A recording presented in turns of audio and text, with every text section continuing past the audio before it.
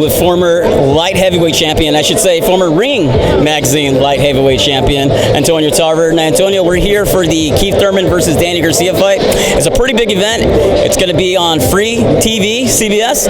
Walk us through the fight. Prime time, baby. Well, you know, man, both of these guys have amazing ability, talent, and gift in boxing.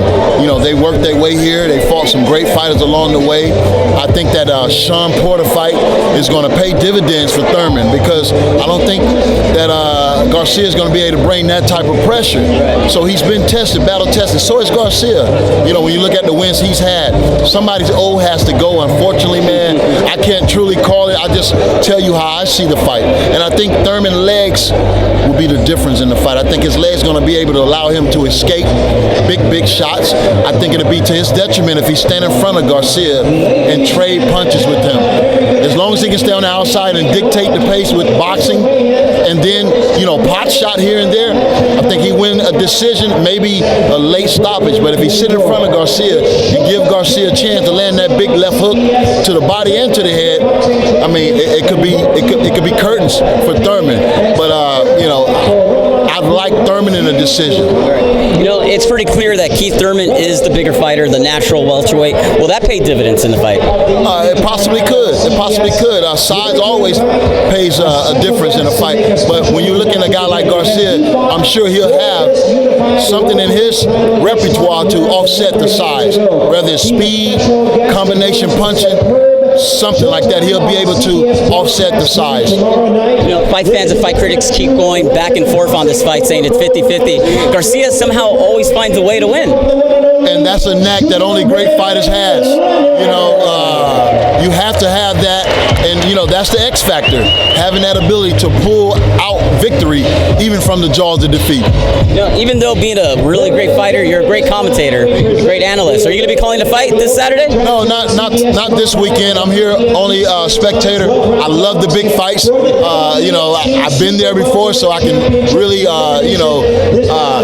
feel how these fighters feel before and after and even during. So I'm just here to soak it all in.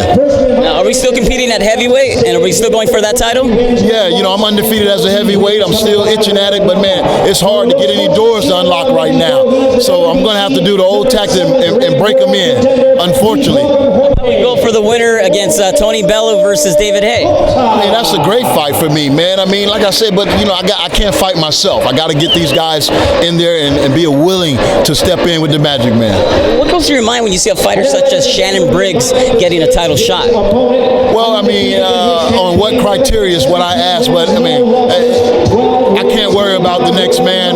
God bless him in his quest to become champion, and you know, God bless him, man. That's all I can say. I'm not going to hate on anybody because I'm trying to get my opportunity as well. Now, the winner of Danny Garcia versus Keith Thurman, will they be in line for the winner against Kell Brook, Earl Smith? I mean, that's a natural fit. If you're trying to unify, if you're trying to become undisputed, it's a natural fit.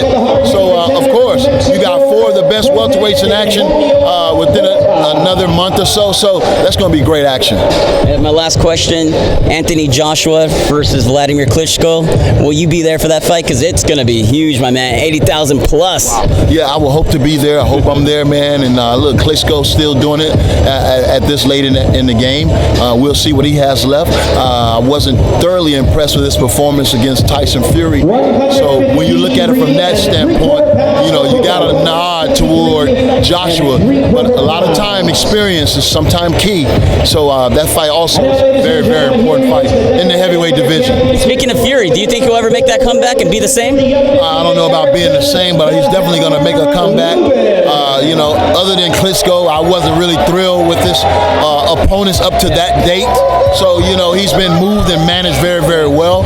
So, and we didn't expect that Klitschko that night. So, where Tyson Fury goes is anybody guess. But being the undisputed heavyweight champion gives you a lot of clout in the game of boxing. So he'll have a platform to spring as high as he wants. Thank you, Antonio. Always Thank you, my man. Thank you.